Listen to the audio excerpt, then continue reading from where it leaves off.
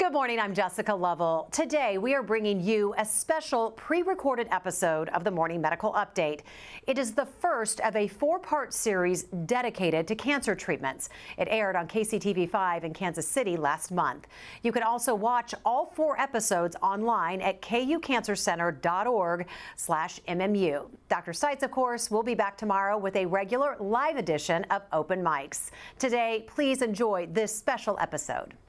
We all sat and cried for a while and then said, okay, now what do we do? Your sister needs a transplant and we're asking you to be her donor. For cases like mine, this is the only cure. There's nothing that would have made me double guess or double think anything with it. It was, this is what she needs and this is what's going to happen.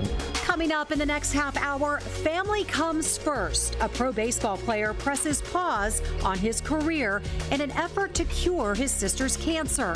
See their love in the face of leukemia.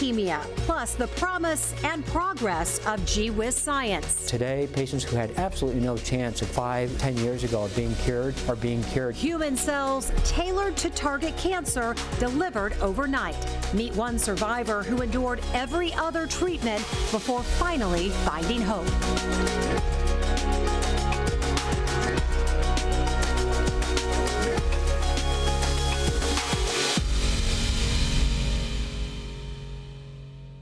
Welcome to the Morning Medical Update. Cancer, choices, hope, and science. We are coming to you from the Dolph C. Simons Jr. Family Broadcast Studio here at the University of Kansas Health System. I am your host, Jessica Lovell. 28-year-old Amanda Sprinkle learned she had leukemia in May of 2023. Her best chance at survival was a bone marrow transplant. Alexis Del Cid shows us the worldwide search for a donor ended close to home. So I'm getting PrEP chemotherapy now just to completely wipe out my immune system and my cells. And then Monday I'll receive a donation from my lovely brother. Amanda and Jonathan Sprinkle talk daily. Oh, what's not to love about Jonathan? There's a lot. Jonathan's following his dream, pitching for the Corpus Christi Hooks, the AA affiliate of the Houston Astros. But he'll miss crucial playing time in order to donate. It doesn't matter. I mean, it doesn't, in the grand scheme of things, like, this is for her, and family is always first, and that's always something that we've said to each other. And Mom and Dad know they've raised caring kids. Oh yeah, we have always been a very tight-knit crew. They also know Amanda's treatment is a marathon, not a sprint. Where you feel like you can't go another step, you can't cry another tear, you're going to have to go one more step. Amanda is not the family's first cancer patient or even the youngest. Jacob was diagnosed with lymphoma when he was 11. So he went through treatment over at Children's Mercy from 11 to 14, and he's been in remission now for about 6 years. Amanda and Jacob inherited a genetic mutation, making them more likely to get cancer. My mother actually passed away from leukemia. Her brother passed away from lymphoma. And so it's in my family. And Jonathan's only able to donate because testing proved he didn't share the gene. You gotta take a real quick listen to your heart and lungs here, okay? Jonathan's pre-op checks are all good. Thanks, guys. Thank you. Thank you guys for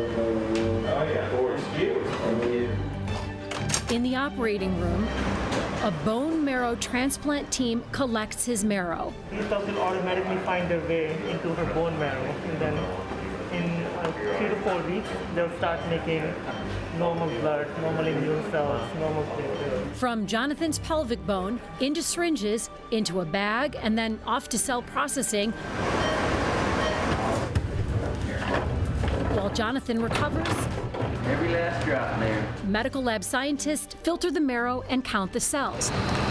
Then a machine takes 1 liter of Jonathan's donation and pulls out just 105 milliliters of stem cells. The treatment then heads straight to Amanda's room. Congrats on getting those cells. Thank you so much. Best of luck to you. For the Sprinkles, this is a moment of celebration and prayer. The infusion begins just as Jonathan and Amanda hug.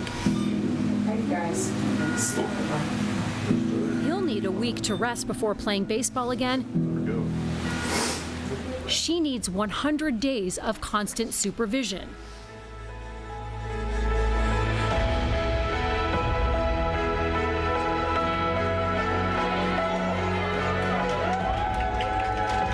Doctors determine Jonathan's cells are now in Amanda's marrow, creating new cancer-free blood.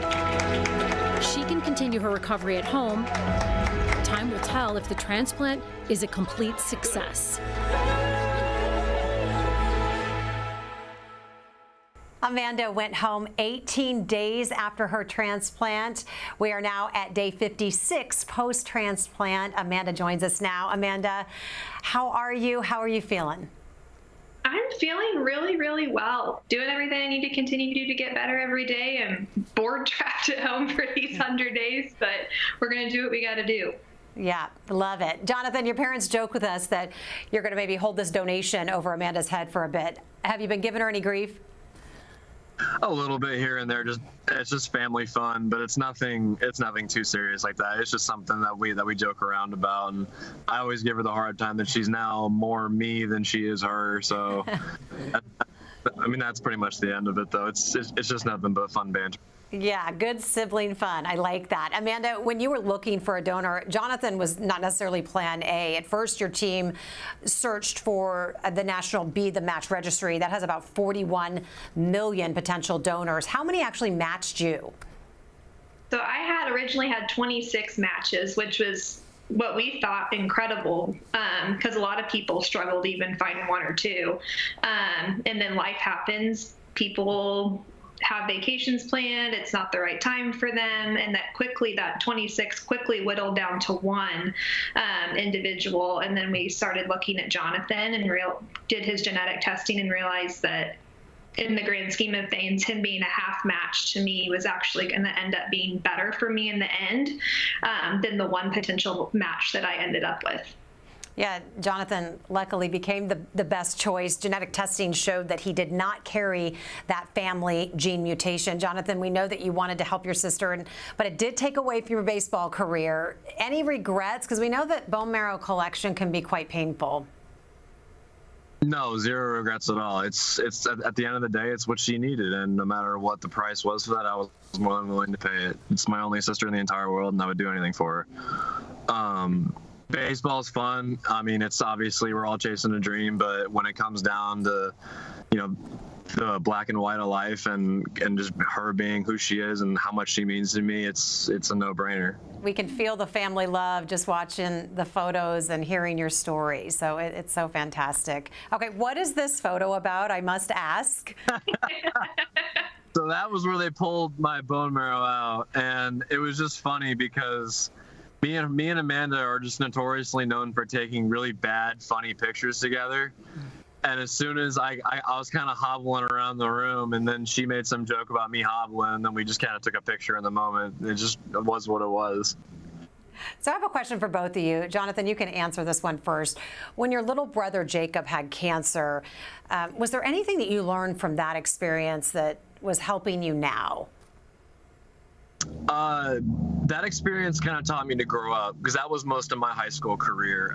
Understanding how to balance life, understanding how to, get your own responsibilities in and get a lot of things done, because the family is going to be, more focused on him and the things that he needs, and rightfully so. But, going in the hospital with him and talking with him and trying to keep him positive and upright every day. Definitely taught me some life lessons and challenges. Amanda, same question. How did Jacob kind of help pave the way for your experience? As weird as it sounds, it prepared us in a way for this experience. He was diagnosed the week I moved away to college. So, it really forced us to learn how to communicate better as a family and learn to give and when things are needed and when to take and when just to be a family and when it's okay. That it's okay to cry together and be together. And it made, as sad of a situation as it was, it made us even closer as a family in the beginning, and then having to go through it yet again. I don't think we could get any closer as a family unit if we tried anymore. It's done nothing but. bring people together. We can see it and feel it. Joining us now is Dr. Joseph Mcgurk, Medical Director of Blood and Marrow Transplantation here at the University of Kansas Cancer Center, and of course one of Amanda's doctors. We're also joined by Jody Wilson, Amanda's pre-transplant coordinator. Welcome to both of you. Dr. Mcgurk, Amanda's story captures one of the amazing developments in bone marrow transplants. Instead of searching for a donor who was a full match, she was able to turn to her brother even though he was only a half match. How is that even possible? What does this mean for patients? It's been a remarkable advance and extremely important for improving access to transplant. For many patients like Amanda, the only potential curative therapy out there. If you're Caucasian of Western European descent, your chance of having a match in the registry is about 75%. And indeed, Amanda had donors that were identified, but that didn't work out, even in that situation. Yet for other populations, Hispanic Americans, Native Americans, African Americans, the chances of having a match in the registry are much less. When I started out in the field, that was the only avenue, unrelated donor transplant or a sibling who happened to be a perfect match. We tried doing mismatched transplants in the mid-90s, and it didn't work out well for patients. And then we came to a better understanding of how the immune system works and how we could modulate that and get these donor grafts to grow in our patients without causing terrible complications such as graft versus host disease. And so those advances have opened up the field remarkably to all people in need of a transplant with outcomes that are very similar to a perfect match. Jody, you're a transplant coordinator, a nurse who really helps to guide patients and their families through a transplant. I want to listen into what Amanda's mom, Laura, talked about regarding that role. The level of detail and attention they have to put it in. They're very good at it. They're wonderful. And you know, when you hit something, you're like, I don't know what I'm going to do with this. They're like, oh, we got it. Okay, great. You know, you take care of that. So they just, if it's ever a question, they just take care of it. Yeah, we've got that. Kind of sounds almost like a personal assistant of sorts. Kind of help us understand exactly what you're doing for patients and families. Well, all of us are nurses, and so we have just an extensive background in different areas, and we bring to the table just our ability to kind of navigate the whole system, which is massive in a system like this, and then also be able to pull in the National Marrow Donor Program and the coordinators there, and be able to walk patients and their families through all these trials. We get to educate them from the day they almost walk in the door with leukemia, explain what it is the process is going to look like, and then we're able to just really walk hand in hand with them and share in these joyful moments when we get to find donors, when we get to announce that their siblings are going to be the donor for them, but then also cry with them when things don't work out and really help them kind of navigate the hard stuff too. So you're like an unexpected friend through this entire process, and I'm certainly answering a lot of questions along the way. Dr. Mcgurk, recovering from a bone marrow transplant, we know takes time. When do you think Amanda can leave the house and maybe get back to work? You know, pretty soon she'll be able to leave the house and go for a walk in a park. She's almost 2 months now out. We don't want her in crowded areas with lots of people. With regard to going back to work, she's a nurse, so she helps others. That's her career.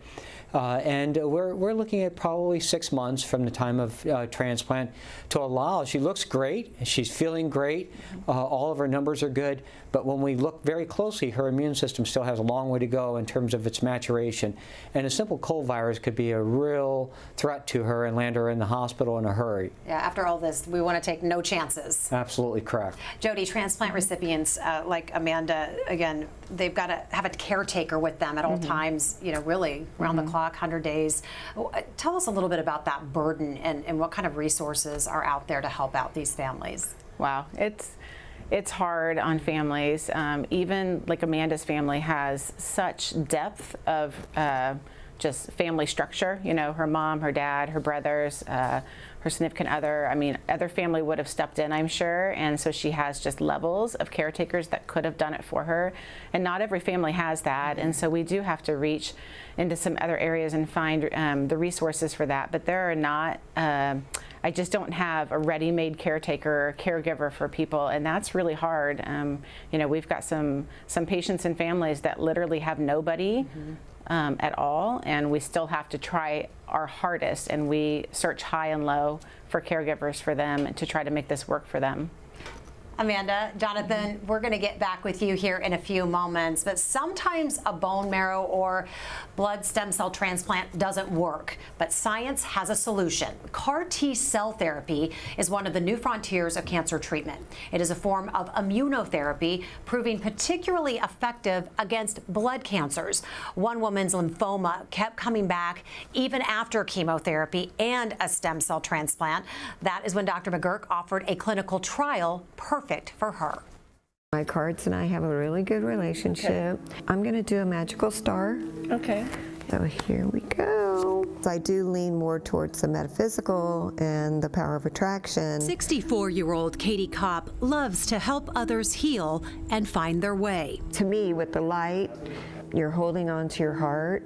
Then she was diagnosed with non-Hodgkin's B-cell lymphoma. When they told me, I was, okay, what's next? Let's get rid of it. I have things to do, you know?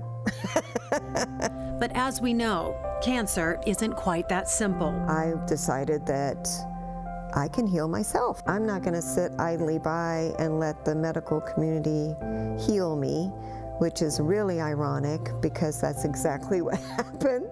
Enter Dr. Joseph Mcgurk. Hello. He is one of the world's leading experts in blood cancers and cellular therapies. Based at the University of Kansas Cancer Center, he works endlessly to put patients into remission. It's awe-inspiring. It really is. I'm like a kid in a candy store. A candy store filled with new therapies helping blood cancer patients live. Patients like Katie, who after failing several other therapies to treat her lymphoma, Dr. Mcgurk was able to enroll her into a new clinical trial. How new? What does it feel like to be the first? I mean, wow. Wow. It's called Cas9 gene editing, but more simply referred to as CRISPR. And Katie is one of the very first in the world to successfully be treated with this new method. It allows scientists to precisely cut out any strand of donor DNA so it can be used by a patient. Not only is it potentially a healthier, more effective cell, but it's something that we can access right away. A type of off-the-shelf option for really sick patients. We can make these CAR T cells for hundreds of patients from a single donor. We can freeze them, access them like a drug, where we call up and they FedEx them overnight, and we have them the next day to infuse into our patients. And Katie hasn't slowed down. She's back to work at another one of her many jobs. There we go. All righty. Oh, I've got a huge green light. You know, I'm like, yes. What do you want me to do? Yes. What am I doing next? Yes. You're welcome. It's phenomenal. And Jessica, truly, I didn't realize just how innovative it was. If you told somebody just in the street, they would think that you were making up a tall story. But it's not a tall story at all. It's reality. It's extraordinary. It's gee whiz science, and I believe that. In fact, CRISPR won these two scientists, Emmanuelle Charpentier and Jennifer Doudna, the 2020 Nobel Prize in Chemistry. Katie Kopp is living proof of their incredible discovery and Dr. Mcgurk's passion and execution. I'm grateful for everything. We have a surprise for Dr. Mcgurk, and that is that Katie wanted to join us in person today to say hi to you. What's it like being back together? Hey! Hey! It's so good to see you. It's so good to see you. How was Paris? It was wonderful. It was great. The most wonderful part of the whole thing was telling the world about your story. That's exciting. It was very exciting.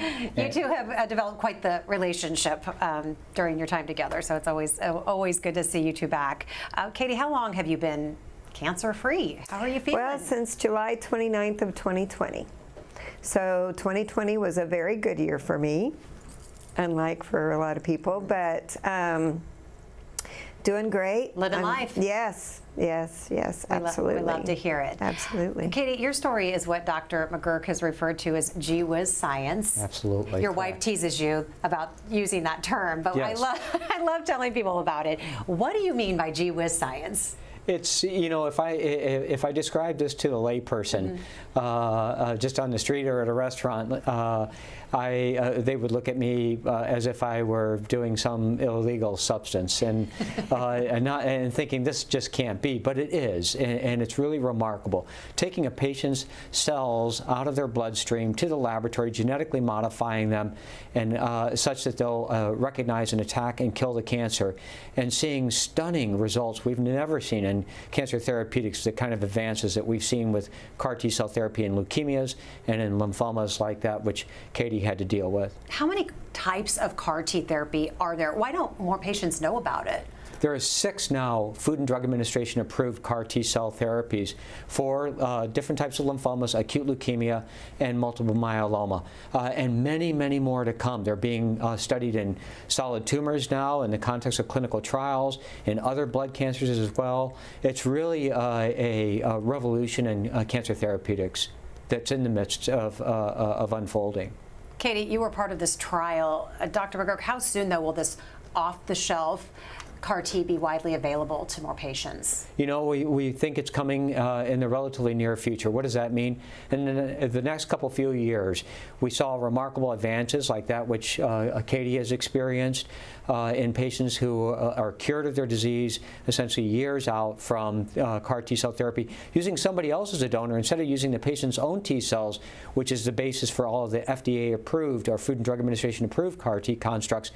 We think using it from a person who's never had cancer, never been exposed to chemotherapy, might be even better.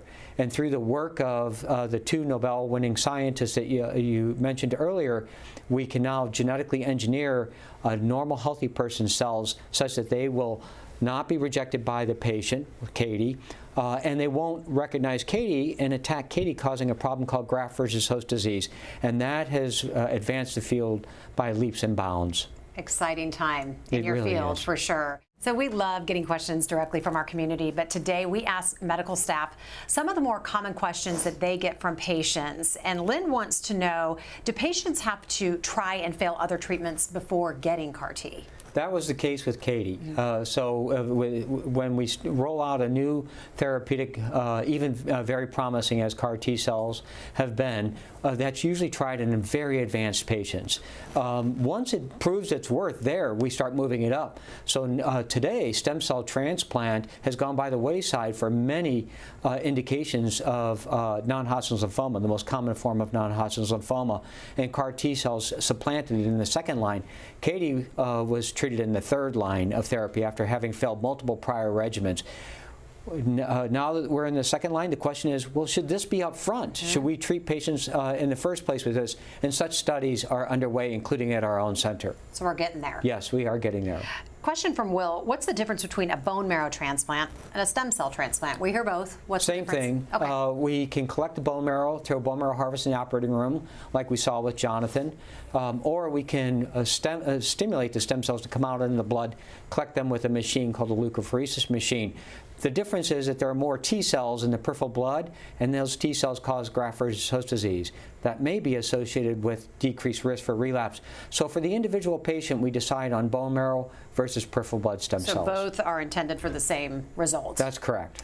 I want to get today's takeaways from our guests, and let's go around. Jonathan, we're going to start with you. What do you want folks to take away from your story?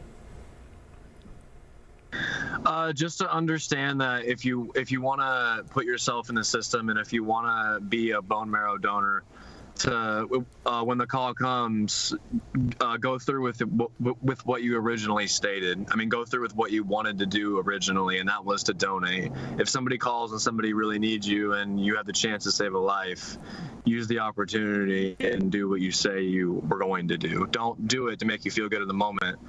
And then when the call comes and somebody needs you, to not follow through with it. So that would be my biggest message for everybody, is just when you commit to something, follow through with it, and understand that what you're doing is you're giving somebody hope, and you're giving somebody the chance to live their life just like you're living your life. So that would be my message. Just what you did for your sister. Amanda, what's the takeaway from your story?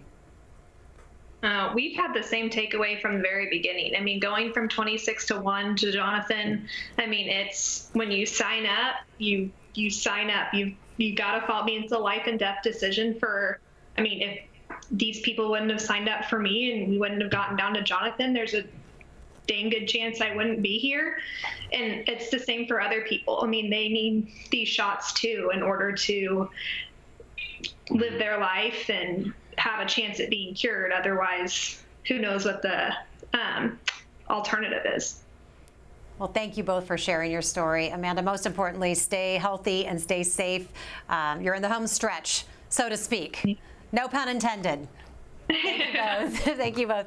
Katie, what's the takeaway from all of this? I mean, you just being one of the first to get this treatment and just to be living proof. Well, I would like to echo what Jonathan and Amanda said. That's huge. I hadn't actually thought of that before. But another thing that Dr. Mcgurk has taught me is that spread the word.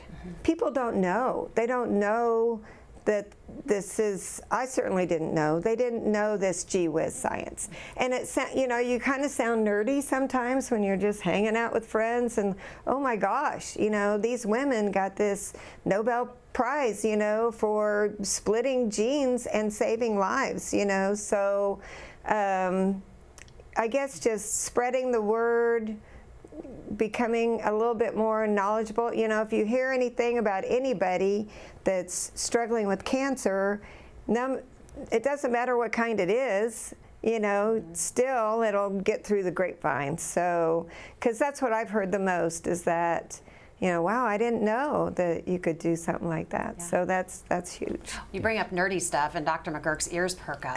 That's right. So, I mean, you have called this truly the most exciting time in your long career. You know, I don't like to admit how long you've been doing this, and we won't make you share, but just how exciting and what does it mean for you to get up and come into work every day? We're in the middle of a revolution in cancer therapeutics right now. We're seeing advances that are unprecedented in the history of cancer therapy. And we can envision a future where non-specific chemotherapy, as we've known it for decades, its days are numbered and it will disappear. Non-specific radiation therapy, and we're much, much more precise in how we kill these cancers without causing so much collateral damage to other normal healthy tissues for our patients. It is the most exciting time of my career. I've always been an optimist and excited about what I do. But I get up every day. I count my blessings every day. I really do. I know you do. And I don't get upset in traffic. And if somebody cuts me off, I wave and say hi because look at Katie and Amanda and Jonathan. This is what it's all about. And the opportunity to get to work with people like Jody. The whole team is like Jody. It's an incredible privilege and blessing to be able to work with folks like that. We absolutely are passionate about what we do, and to look at Amanda and see Amanda walk into clinic looking beautiful as she does and healthy is just still, it's mind-boggling. I just can't believe it still, and I've been doing this for 35 years plus maybe a little bit. You said people have to pinch you sometimes, right? Yeah, it's really just almost indescribable. Thank you for the work you do. Thank you to all of our guests. Katie, thank you so much for sharing your story as well. And thank you all for watching. Subscribe to our morning medical update and open mics with Dr. Stites podcasts. Now everywhere podcasts are available.